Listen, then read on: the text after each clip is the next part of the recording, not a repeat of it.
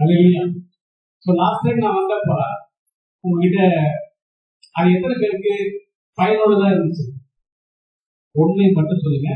அவர் கேட்ட வசனத்தை என் வாழ்க்கையில நீங்க உங்க மூலயமா சொன்ன வார்த்தைகள் எங்க குடும்பத்துல எனக்கு, இல்ல கணவருக்கு, இல்ல மனைவிக்கு, இல்ல பிள்ளைகளுடைய வாழ்க்கையில ஒரு மாற்றத்தை நாங்க பார்த்தோம் அப்படின்னு சொல்றவங்க மட்டும் கைது காட்டலாமா?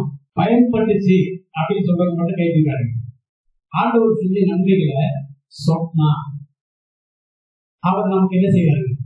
நம்ம விடுற ஒரு மூச்சு இருக்குல்ல, மூச்சு காத்து, ஒரு செகண்ட் ஒரு மூச்சு காத்து விடுறதுல அது புதுசா பழசா வாய் இருக்கும் போதாலும் பேச முடியும். நிறைய பேர் வந்து ஜக் பண்றாங்க, என்னால பேச முடியல, என் கையை தூக்க முடியல, என் காலை தூக்க முடியல, என்னால சாப்பிட முடியல, சாப்பிட்டா சரியில்லை, சரிஞ்சா அதுக்கப்புறம் வெளியே போன உள்ள வரல, இவ்வளவு பிரச்சனை இருக்கு.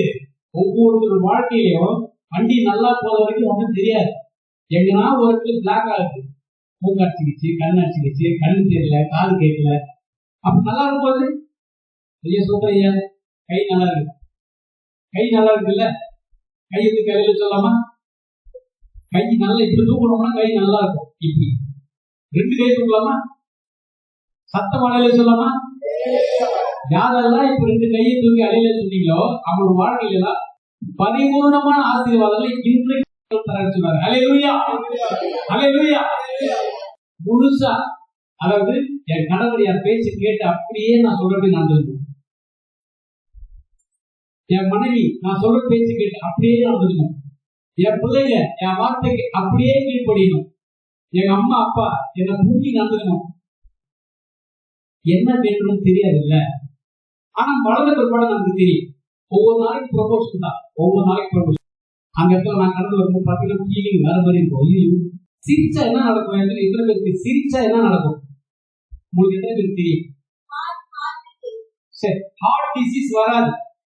சிரிச்சா என்ன வராதான்? இருதயத்துல நோய் வராதான். அப்ப எத்தனை பேர் சிரிக்க போறீங்க? சிரிக்கிறீங்களா எல்லாரும் இப்போ? ஆமா. ஏன்னா சிரிச்சா முகத்துல இருக்கிற எல்லா நேரமும் நல்லா வேலை செய்யலாம்.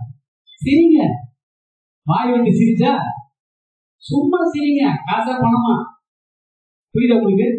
சந்தோஷமா இருந்தா வசனம் சொல்லுது சந்தோஷமா இருங்கள். மறுபடியும் சொல்லுகிறேன் சந்தோஷமா இருங்கள். திருப்பி திருப்பி சொல்றாரு கவலைப்படாதிருங்கள், நாளை தினத்தை குறித்து கவலைப்படாதிருங்கள். ஓகேங்களா? இப்ப நம்ம எல்லாரும் எதைய வச்சுட்டு உட்காந்துருக்கோம்? மதியம் போனவங்க என்ன சாப்பாடு செய்யும்? சிஸ்டர்ஸ்க்கு கறி வாங்கி வச்சாரா, வாங்கி வைக்கலையா?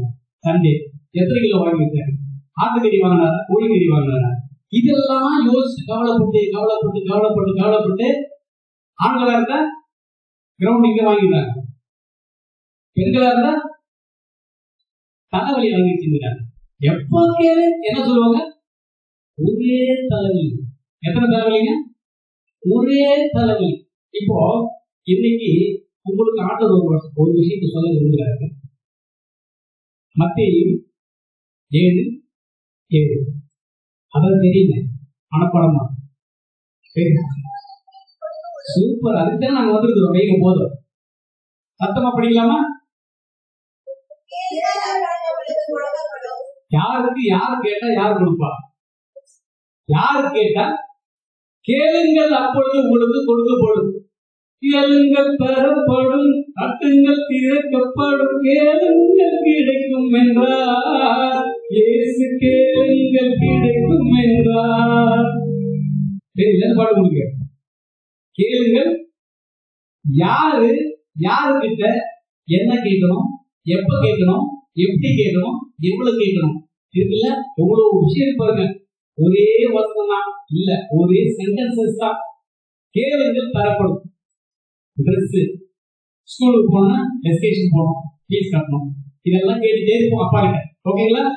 ஆனா கேட்டா குழந்தைங்களாம் போன் கேட்குது.